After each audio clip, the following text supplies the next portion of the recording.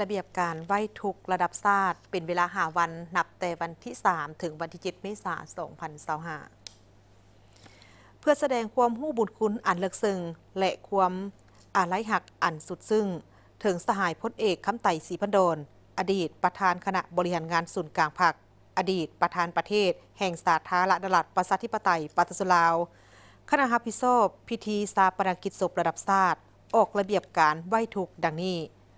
ให้จัดตั้งพิธีไหว้ทุกข์ทั่วประเทศเป็นเวลา5 วันนับแต่วันที่ 3 เมษายน 2025ถึงวันที่ 7 เมษายน 2025ตลอดระยะเวลาไหว้ทุกข์ให้งดทุกกิจกรรมเกี่ยวกับการจัดงานเลี้ยงงานแข่งขันกีฬาศิลปะและงานบันเทิงทุกประเภทให้องค์การต่างๆของพรรครัฐองค์การจัดตั้งมหาชนและองค์การปกครองแต่ละขั้นสำนักงานผู้ต่างหน้าแห่งสาธารณรัฐประชาธิปไตยปาตสุลาวประจำอยู่ต่างประเทศ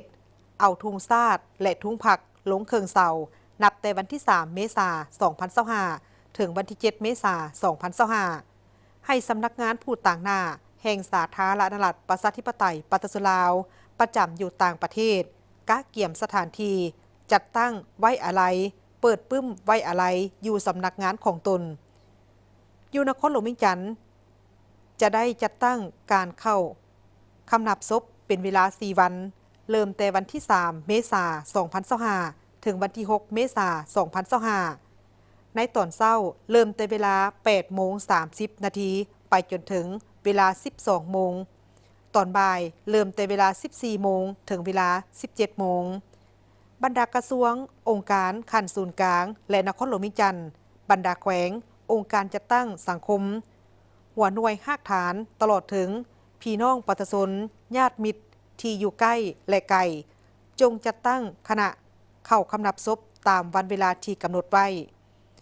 พิธีชาปนกิจศพระดับชาติจะได้จัดขึ้นในตอนบ่ายของวันที่ 7 เมษายน 2025เริ่มแต่เวลา 13 โมงเป็นต้นไปที่เดิน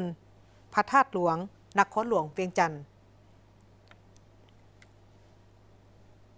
จบการรายงานข่าวต้นชั่วโมงภาคนี้แต่เพียงเท่านี้สบายดี